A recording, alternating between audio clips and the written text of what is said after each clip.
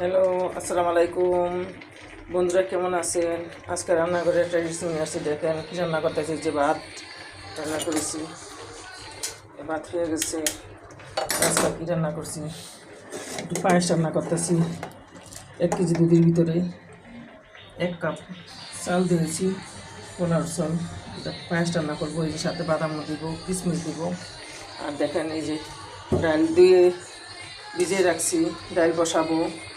আর এই যে মুরগি রান্না করছিলাম সকালে, ওটাই রয়ে গেছে। আর এই যে সাথে করলা ভাজি করব। আর এই যে পেঁয়াজ কুচিয়ে রাখেছি, পেঁয়াজ, ধনিয়া পাতা, কাঁচামরিচ, ডাল বাগাতের জন্য রসুন কুচিয়ে নিয়েছি। আর এই যে এটাই আমরা বলি চেওয়া মাছ, কে কী বলে জানি না, কমেন্টে জানায়েন। এটাই চেওয়া মাছ বলি আমরা।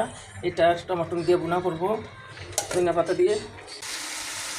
দর্শক বন্ধুরা, করলা ভাজি দিয়ে বসাইয়া দিছি, ওতে আছে। আর মাকে যাবে পুরো মাছটা বসাই দিব। সব আদা রসুন দিয়ে দিচ্ছি, লবণ দিয়েছি। এই যে মরিচের গুঁড়া 1 চামচ, হলুদ 1 চামচ, সাথে দিয়ে দেবো পেঁয়াজ কুচি, কাঁচামরিচ কুচি দিয়ে দিলাম, কাঁচামরিচ কুচি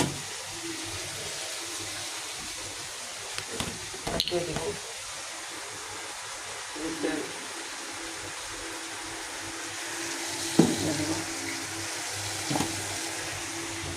মেখে নেব।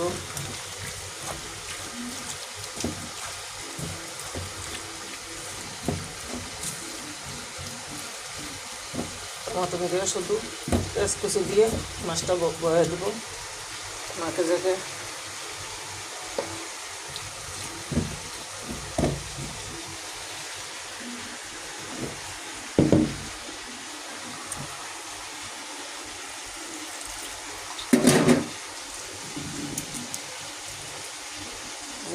বসাই দিলাম।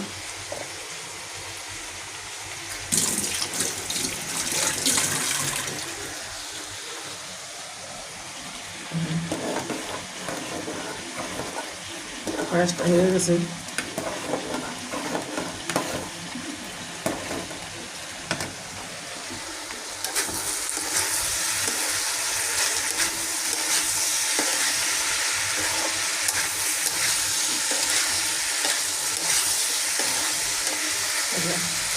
নাড়িয়ে দিলাম করলা ভাজিটা।